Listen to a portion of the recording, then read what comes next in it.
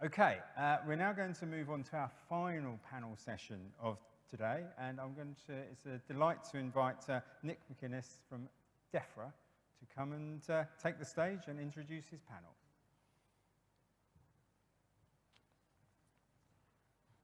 Thanks very much. So we thought we'd do it a bit differently, so we'll all stay seated. So these are the three panels. Hopefully, Kirstie MacIntrye is going to join us online. I'll just give an initial. Have we got Kirstie? I'll just give an initial address. And I suppose the first people to thank, this is the final session of the day, is the Hub for putting on such a great event. I thought I'd get that in there. As was mentioned, my name's Nick MacInnes. I work for the Chief Scientist in DEFRA, and along with some outstanding individuals, notably Mayor D'Souza, within Resources and Waste, DEFRA and BEIS, we lead the government's approach to the circular economy. The plan for today is I'll give a few minutes for the panel to introduce themselves. We have a number of set questions which we should be able to cover over approximately 15 minutes, then the remainder of the session will be open to questions from the floor. Earlier on, I was wondering how to start this session, and then it came to me. This programme in particular and wider government action is down to three individuals. Our former Chief Scientist, Ian Boyd, the former Chief Scientist of the whole government, Mark Warport, and Michael Gove. Now, I realise Michael Gove raises some challenging feelings with some people, but he was instrumental within DEFRA for pushing this agenda, and that needs to be recognised. What also needs to be recognised is waste, and the circular economy and waste is a business. Recycling is a business. The economic model needs to work. And in government, I mean, I'm sure many people wonder what we do in government, but there's a fine line to work. Sustainability is not just about environmental sustainability, it's about economic sustainability for our businesses that need to collect your waste and put it through for circularity. The model needs to work for everybody, and also our local authorities who end up paying the bill. And as you all know, local authorities are under a lot of pressure at the moment. So the message I'd say is it's not just about environmental sustainability, it's about a whole model that will deliver what we all want. So I'll stop there, and with that, I'll introduce the panel. So to my left is Stephen, who's Global Head of Circularity, Circular Economy at SAP. And then next to him, Sam Turner, who's Chief Operating Officer at the High Value Manufacturing Catapult. And then Merjin Dols, who's Global Director of Circular Economy at Danone. If you'd like to just spend a couple of minutes, gents, introducing yourselves. Have we got Kirstie? Kirstie. So on the television screen, we've got Kirstie MacIntrye, who's Global Sustainability Director at Diageo. Stephen? Thank you. Good afternoon, everybody. So Stephen Jameson, Global Head of Circular Economy Solutions at SAP, so thank you for the introduction. So fundamentally, my role and what we're doing at SAP stems from really our role in business. I think something like 77% of everything that's bought and sold in the world will touch an SAP system at some stage. And so we find ourselves in this position of having this sort of benign presence in almost everything that's produced in the world. And so my role is really about how to take that presence of our role potentially in the linear economies we have now and find the solutions, the interventions that actually help us to eliminate waste, circulate materials, keep products in use as long as possible, and regenerate natural systems. And so grateful to be here today, and look forward to sharing some more in a few minutes. Sam? Yeah, so Sam Turner, the Chief Technology Officer at the HVM Catapult. If you don't know the catapults, we're HVM Catapult, High Value Manufacturing Catapult. We're a network of innovation centres, 7 centres across the UK, with a mission really to drive growth in the manufacturing sector, well, economic value in the manufacturing sector, should I say, and translating early stage technology into commercial value and reality. So a big part of the mission we're looking at now is how do you balance that mission with developing an environmentally sustainable footprint for UK manufacturing, and particularly looking at how do we do that but without offshoring our content. So some recent work we've done actually across the Catapult network, working with John Barrett, who's in the room, and his creds team at Leeds, looking at what's the size from a emissions perspective, which I know is one dimension, but it's some clear targets for government and industry around that. What's the size of manufacturing? And we think it could be as much as 43% of the consumption emissions for the UK as a whole. So how do we drive down that number whilst not offshoring manufacturing content, but actually reducing the sustainable impact of that? And when you look at the linear value chains, most of those emissions are actually in the primary materials extraction and production, not in the downstream activities. So it's the scope 3 upstream for companies. And circularity is a huge part of the answer. So there's another potentially a market driver to look at the circular economy become mainstream through a demand for clearly accounted low emissions products. So the accounting standards and guidelines, so we understand the sustainability and particularly the emissions footprint of products, we think could be a huge driver for a wider uptake where businesses are competing on demonstrating sustainability, low emissions, and looking at circularity as a real means to reduce that footprint. Merjin Dols, great to be here, thank you. I'm the head of open innovation and circular economy at Danone, a big food company. I focus on the intersection of innovation and especially open, collaborative, reciprocal innovation and circular economy, because we strongly believe that actually every time we touch a product, we innovate, we have an opportunity to shift a system. Because in the end, innovation is an expression of intent. And what we're trying to do through circular economy is change the intent of our economy.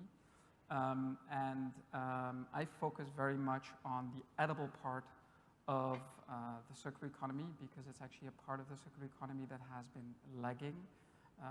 And so we try to drive our own strategy, but in doing so also help embark others with us to shift the food system, because the food system, in contrast to some of the other systems, is a volumes business inherently. And so you need different strategies to get a food system to a place where it actually brings all the positive potential that it has instead of driving to depletion like it does today. Kirstie? Hi, I'm hoping you can hear me okay. Yep. Thanks. So sorry I couldn't join you here today. I have a cold, and I think the etiquette these days is to stay away when you have alternative germs as well as COVID germs, so I apologise for that. So I'm in the lucky position of working on making Gordon's and Johnny Walker and Bailey's and Guinness and other favourite drinks more sustainable. And in particular at Diageo, when we look at our carbon emissions, we see that 90% of our carbon emissions sit within scope 3. And within that scope 3, about half of that is packaging. Most of the rest of it is to do with agricultural inputs. And so we know very much that if we want to continue to deliver our products to customers and for consumers to continue to enjoy them, then we're going to have to do it in a way which means we put a lot less packaging around it. And so circular packaging solutions is something that we're extremely interested in within the premium drinks industry.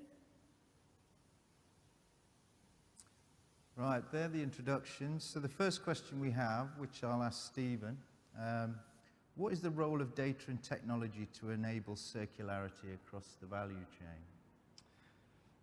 So I think there's really 3 key areas. So the first one comes down to, data as both an enabler, but also potentially as a barrier.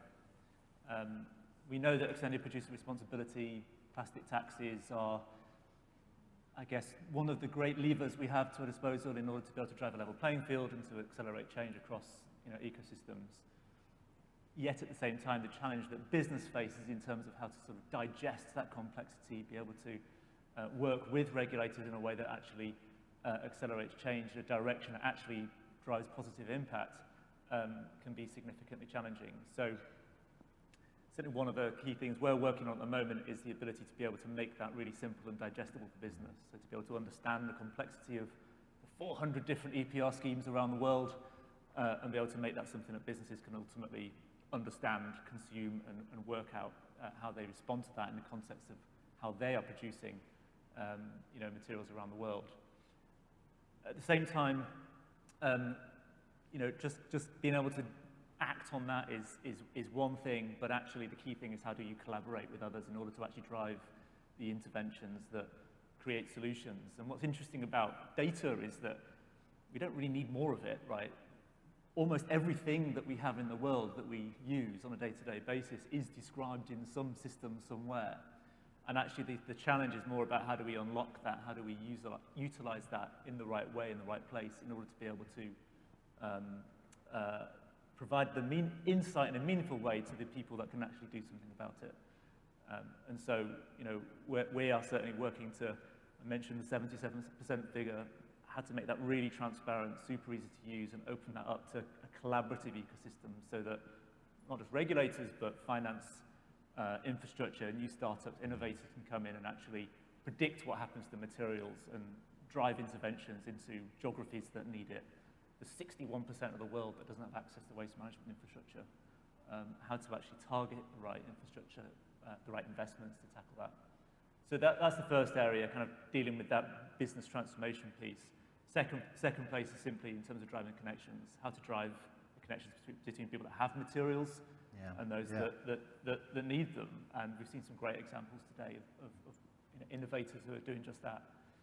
And then really the third space is in terms of how to drive that end-to-end view.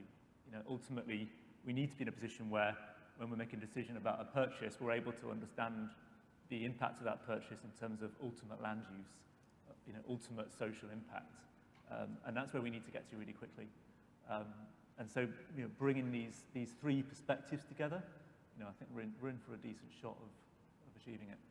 I mean, this, for both you, Kirstie and Merrin, knowing what feedstock's available to go into your recycled packaging, whether it be glass or plastic, must be critical to delivery of your products. Yeah, I would even say beyond knowing what's available, knowing what the impact is. We've done a lot of work over the past few years. We've looked at this with the Ellen MacArthur Foundation in the latest report. We've gathered some numbers, and there are 60 million people that earn their living every day designing food. And so if we want that consumer at the end of the process to be able to make a different choice, indeed we want end-to-end transparency. But the first thing that we also have to do is we have to make sure that there is a choice available which actually has a regenerative impact. And when we look at what the people that develop the food, it be in their garage at the startup or it be at a big corporate, the people that procure that food, what information they have, it's very incomplete. If they don't know what the impact socially and ecologically is of the choices they're making as they're formulating, then you're never going to get a product to the consumer that actually gives them the ability to vote with their money for the world that they would want tomorrow. So that's already where you can need data to be able to shift the system. Yeah. Kirstie? I think, so what's interesting, what we found at Diageo, it's not enough for us to say that we want recycled content to put into our packaging. We almost have to be the catalyst for the collection infrastructure. Because as we already had, there's plenty of countries in the world that don't have very good recycling infrastructure.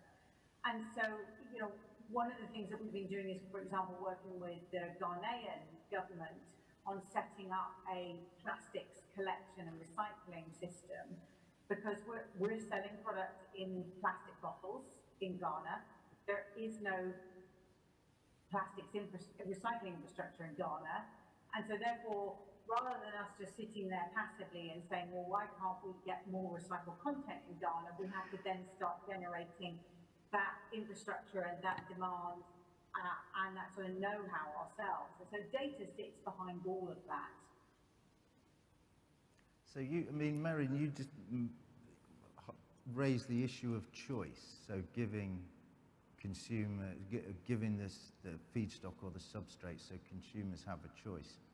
And within that, so I hear there is a push towards, in terms of financing within the city, that they want to see green, sustainable approaches to dealing with these feedstocks. So as the green agenda moves up the ladder, we're going to see more pressure on business to make more sustainable choices. Is this the case, Sam? I believe so, Nick, yeah, and I think it does build on the data conversation, absolutely. That the market wants to invest in green technologies. I think many individuals want to do the right thing, but the system is still built around certain rules, and risk aversity is a major part of that. Investing in things that products, solutions, supply chains that aren't sustainable is a risk to the market, and creating evidence and data which products are sustainable in terms of their intent and application, their downstream scope 3, but also their embodied emissions and upstream emissions, I think is going to be crucial. So I think being able to evidence to the market which products, which companies are actually sustainable is going to drive investment and unlock capital. So you can have both consumer choice driving at one end of the market. Actually, I think you're going to see procurement choice from large, manufacturers, engineering firms, of whatever sectors we're looking at, who will start to procure based upon embodied energy, embodied emissions for the products the materials they're procuring. But I think, importantly, the capital will be unlocked. It's ready to go if they can see evidence of where to place their bets in terms of evidencing sustainable products and services and companies. So I do think, again, clarity on how we account for sustainability, emissions being one dimension of that, one that's quite perhaps easy to grasp for the market. If we can do that clearly, then you start to open up a market that is a race towards sustainability and low emissions. As soon as the market rewards that, you're going to see a massive change and unlocking a huge amount of finance and a lot of pull from people, heads of supply chains and consumers. Excellent. So we'll just move on to the next question, which is related to the consumer. What are the implications for the consumer as we move towards alternative circular models of retail and consumption? Kirstie, do you want to start that one? Yeah, thanks very much. So I think there will be significant implications for the consumer because, so far we've learned to take our bags back to the supermarket, yeah? And we've learned to take shopping bags with us when we go shopping so that we don't pay extra. I think there's going to be, whether it comes into a fine or a charge or some kind of regulation, I'm not entirely sure, and whether we need that. But I think we are, as consumers, we are going to have to get a lot more used to being able to take things back from our houses, back to where we bought them, or to collection points.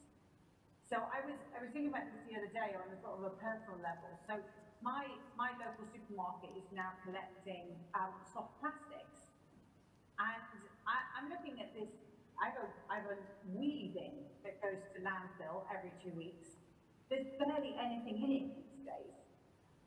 With all of the recycling that I'm able to do, and everywhere I'm able to take all of my end-of-life materials, there's really very little in that bin, and I think that these sort of behaviours will come, and it is a collaboration between all parts of the value chain and the consumer as well.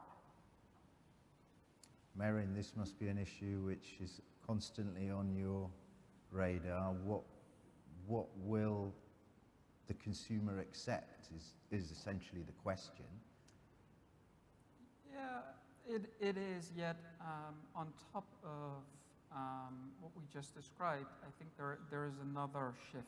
I mean, first of all, and it was mentioned before today, the very notion of consumer kind of creates this image in our head that our goal in life is to consume. Now, that's ironic because actually the one product that you do need to consume is food. We can't go to excess of our ownership or any of these models. However, in the end, what we need to shift is values.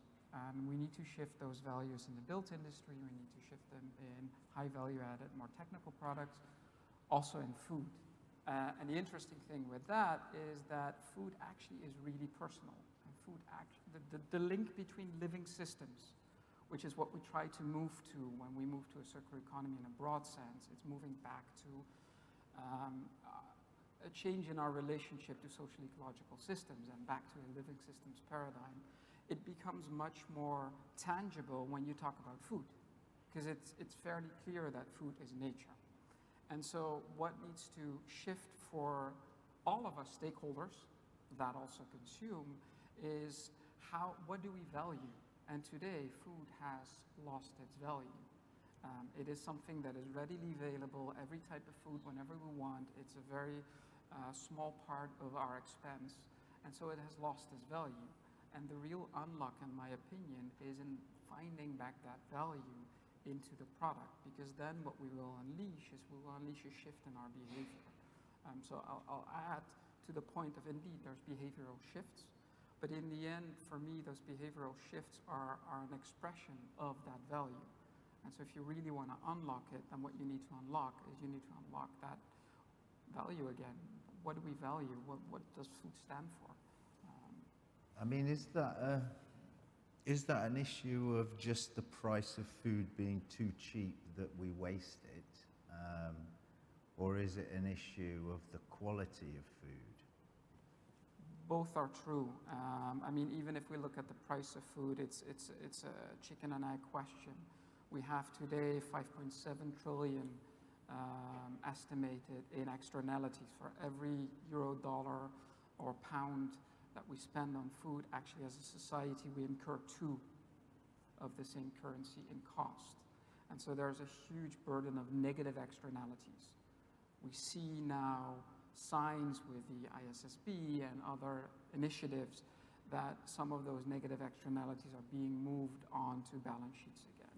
On the other hand side, and this is back to the point of it making business sense as well, we also see that in a recent launch of a new asset class on the New York Stock Exchange by a company called Intrinsic Exchange Group, who has actually built a model that allows you to invest in ecosystem services. They've created the accounting model for ecosystem services valuation, and are now bringing that to market. That is valued annually at 125 trillion USD. That's 35 trillion over the 2020 global GDP. That makes business sense. If actually doing business in a way that is regenerative, that is supporting social ecological services and systems can generate that kind of value, then all of a sudden you unlock what you talked about before. You unlock that race to actually have a positive impact. So yes, I do think that that value comes from maybe food being too cheap, but I don't think that the source of that is merely the consumer or our consumer behavior. It has a much deeper origin. It stems from the paradigm in which we live, which is a paradigm that started 400 years ago, and it's... And how are we going to change that? Sam, I think you were... Yeah, I think the same concept of reappraising value cuts across a whole range of sectors beyond food as well. There's some really clear examples around food. But we've been talking earlier today around a generational shift away from valuing, owning assets and capital, houses, cars and things, collecting stuff, to actually experiences, services. And I think shifting business models, which some sectors are more active than others towards service, and thinking about through life value, through life impact, is going to be a big driver for change as well. So I think there is a need in certain sectors, and some sectors are looking at this. The problem you've got is in many sectors you've got people in different parts of the value chain in the system, and the intervention that makes sense for system optimization in terms of impact, the person the individual actor who gains value from that is not the same one who makes the decision. So there needs to be business model shifts around optimizing for sustainability and circular economy and impact, which will drive, again, circular business models. But we see people moving down that way to either from a manufacturing engineering perspective into repair and reuse, and start to look at circularity. And sometimes it's because actually that meets another business driver in the standard market around being quicker to respond, reducing lead time. It may be more cost effective. So we're seeing kind of conventional business drivers starting to seed some of these circular economy offerings in the conventional market structure, but moving to a service-based offering will really accelerate it. I think there's a need to kind of evolve business offerings and look at value in a different way. That means that, again, the capital markets need to reassess, because capital over the lifetime ownership of an asset, you're not now designing things for a point of sale, you're designing things for a life cycle value and a minimum life cycle impact. Kirstie, any contribution to that? I think I'm trying to get my head and my thoughts around it. So I think we're trying to drive towards, working in a sector where we can be considered, we can be associated with social harm. Then it is, we've had for a long time, we've had what we would call messages of moderation, i.e. drink better, not more. And when we think about that and our drive towards premiumization, as in, the brands that we produce are associated with a high value product rather than something which is sort of like a volume or a bulk product, then, that premiumization, where we encourage people to drink better and not more, actually does move us into a much more sustainable place. So if we can make the same amount of revenue and sell less product, then that's a good thing for us to do. Of course, that is very counterintuitive to the way that many companies are set up. I think there's another piece to this, which is not, when we're looking at the role of, and we've talked about this already today, the kind of role of the consumer and the inappropriateness, I guess, of that word to describe people. And actually, when we're looking at where we're driving solutions, I mentioned the point about the 61% of the world that doesn't have the access to waste management infrastructure. That's like 4.9 billion people around the world. And it's a question of not just how do we re-inform the relationship we have with consumers, but how do we actually re-inform the relationship we have with people and the role of people in the solution and in the circular economy at the end of the day. And there are so many opportunities, right, that we could be conceiving to unlock, so many areas of local innovation in our communities in order to be able to stimulate new local loops and new ways of doing things on one scale. On the other scale, Kirstie mentioned the example in Ghana. That's actually also a project we're working with, where engaging waste picker communities responsibly and ethically using digital solutions in order to ensure you've got the visibility of who's involved where, and that you're actually, as a business, driving that sort of social responsibility as well as addressing the waste challenge alongside that. So I think there's a kind of a much wider topic that we could be addressing with that piece as well. Indeed. So, I mean, the next question, I think, really is for you, Sam, which is, what is the role of green finance? We've touched on this earlier. How can they help, and what are the challenges? Yeah, well, I think we've already touched on it, Nick, haven't we? I do think green, I suppose, looking at some of the great innovation solutions this community got here today, driving innovation and products and offerings in circular economy, how do we make that mainstream? That's to make the difference we need to make. It's got to go mainstream pretty quick. We've got a logarithmic acceleration in terms of the scale of offerings that we've got. And unlocking green finance will drive that. I think both that's the fuel, if you like, for business, as well as market pull and customers rather than consumers as the other end of that. So again, I do think it requires clear measures of sustainability. Carbon may be a narrow one, but it's an important one that business, or at least embodied emissions, that businesses are trying to grapple with. If we can make it easier to compare apples and apples, rather than some of the broad guidelines we've got, the greenhouse gas protocols are still quite broad. You can report within them and have quite varying outputs. Make it easier so that the finance community understands what they're investing in and how they can compare opportunity A with opportunity B. It's going to drive a lot of capital into the right solutions, and that's going to accelerate the market and development of circular economy solutions. So green finance is a huge opportunity. I think the whole finance sector will go the same way if you can evidence that certain investments are low risk because they're sustainable, and the ones that can't evidence that will be seen as high risk and won't receive as much capital. So Merjin, as a coming from the business end, representing Danone, what would you say would be a reliable measure of sustainability that the financial markets would look at and trust? I don't know if I can answer the question that they would look at. I think I can give a suggestion as what they should or maybe might look at. And I think one of the things that the financial market isn't looking at very much today is resilience.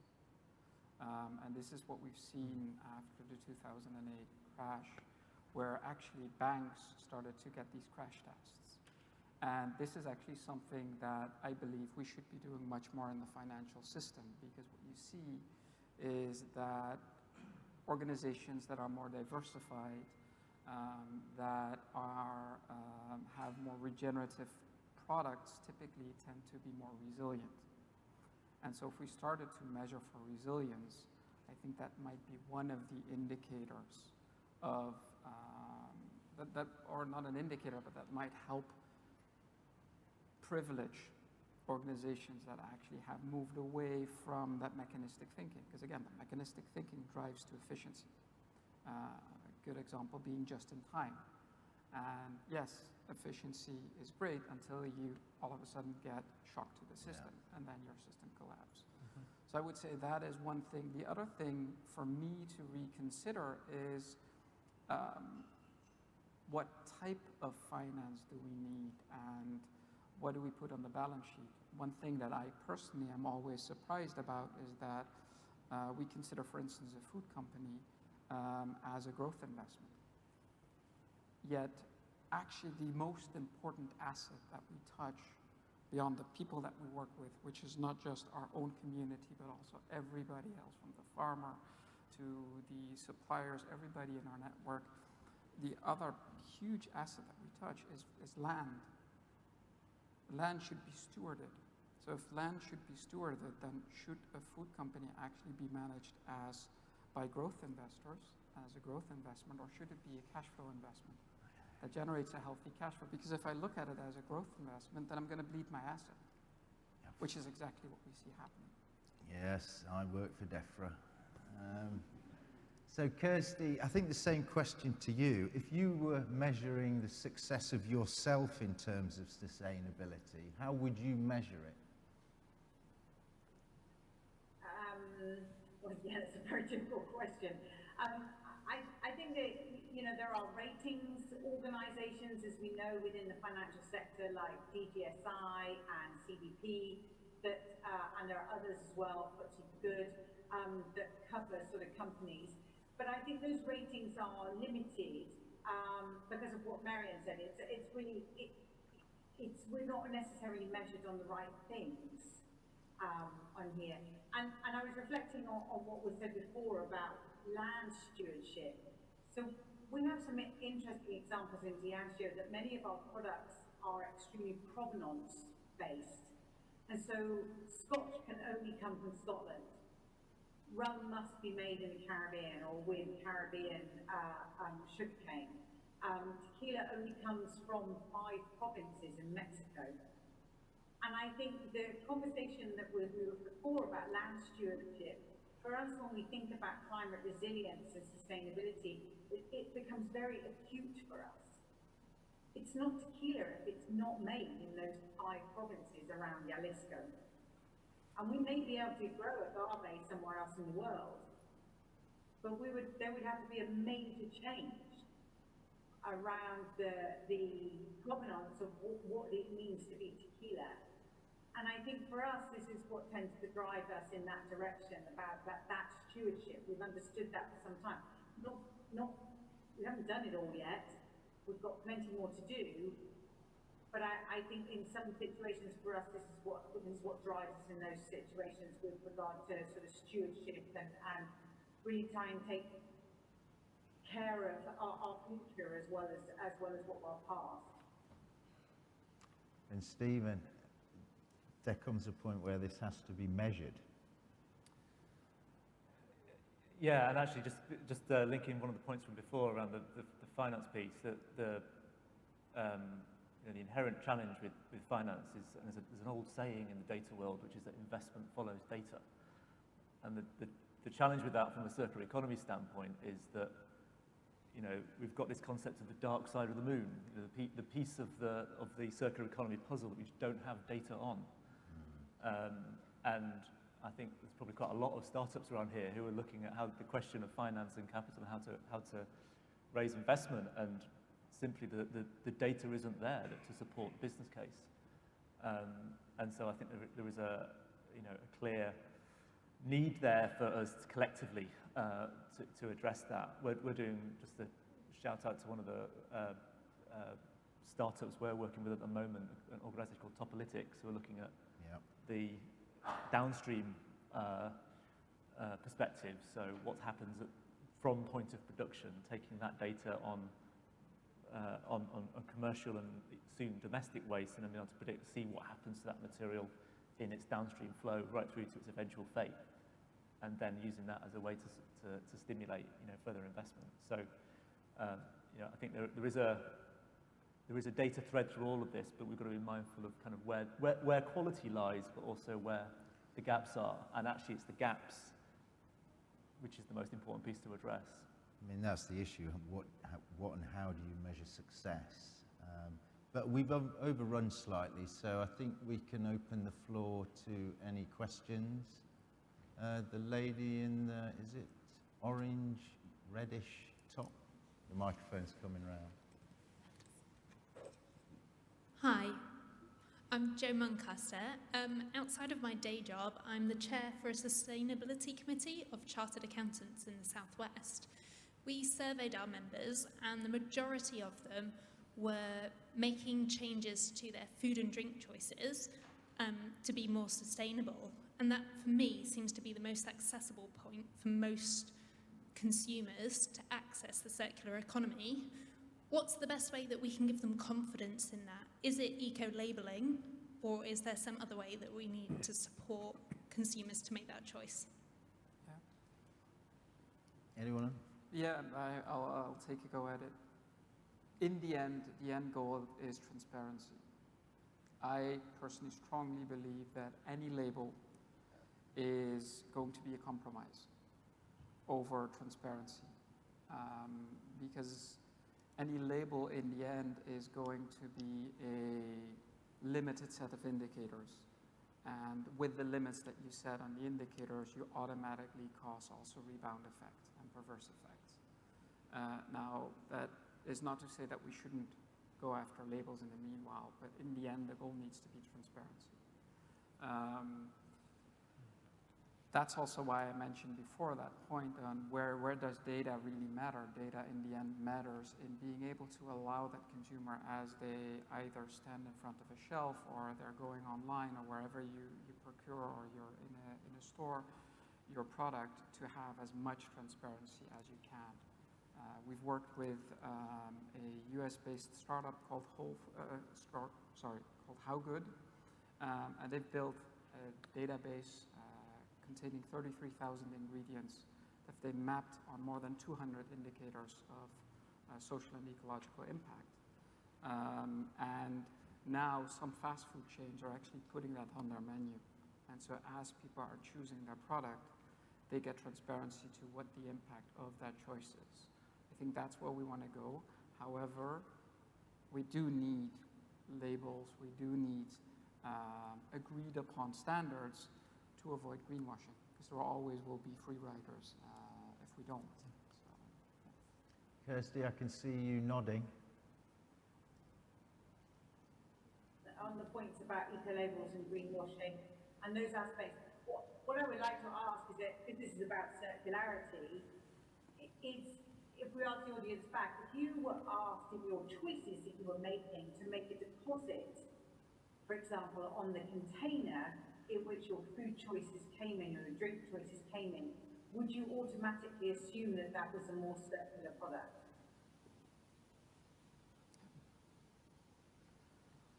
I think Merjin's point around transparency is key, but for me, transparency at the source of data. So transparency of data to be able to, I think labelling for consumer-based, customer-facing products is probably, it's got to be an interim step at least. But we've got transparent data sets that mean we can make informed choices not only on food and drink, but actually the choice of car that we buy or choose a service agreement with, the the houses that we're buying or using. I think every aspect of the market that we're spending money on, transparent data sets can underpin informed decisions around sustainability of those. And I do think some of those are easy to measure than others, and there's a risk actually at oversimplifying, let's say on carbon, can lead to with the wrong accounting measures where, for example, a feedstock actually that's waste, but you have to account for the embodied carbon on it, can lead to crazy, unintended consequences. So it's a very complex system, but transparency of data and reporting that against all products should lead to some elements of customer choice, but importantly, you're inspiring anybody in a manufacturing value chain to start being more sustainable, evidencing they are, because they'll be rewarded through greater business. So it's not just at the customer or the food consumer level, it's transparency of data that informs action and behaviour anywhere in that value chain to incentivise everybody to win business through great sustainability, lower impact. I'll make a really brief and really concrete example. I've been visiting and working with regenerative farmers across all of Europe. The interesting thing is that the vast majority of them are not organic certified, for example, but they sell the majority of their products on the farm. Their consumer doesn't care because they know the farmer. They come to the farm. And so basically what we're trying to get is that same level of connections. That's also why I was talking initially about values. They know that their value systems line up and they're buying into that value.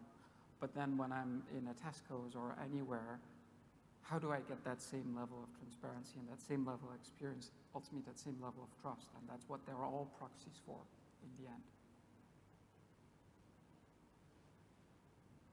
We have another question.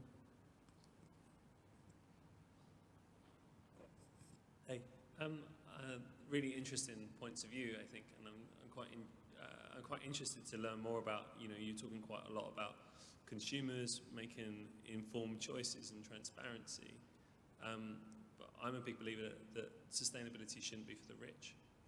This isn't just something that's kind of people that can afford to make this choice. What's your thoughts about how you should products be more expensive? Is this a case that things are too cheap, or is it, is there something else there that what we should be looking at? How, you can have you guys are the experts. You know more about regenerative farming than I'm ever going to be able to understand, I'm sure. So should it not be you guys that make the choices, and the products that you produce are set to a certain standard, and you don't make anything less than that, rather than putting on the consumer? Yeah, there's an argument for less choice, actually, and the only choice being the right ones. Marion? Yeah, I don't think food should be, well, first of all, I think the notion of cheap food is incorrect. The food isn't cheap. We're all collectively paying those 5.7 trillion every year on externalities, so it's not cheap. It's just we're not incurring it as we stand in front of the shelf.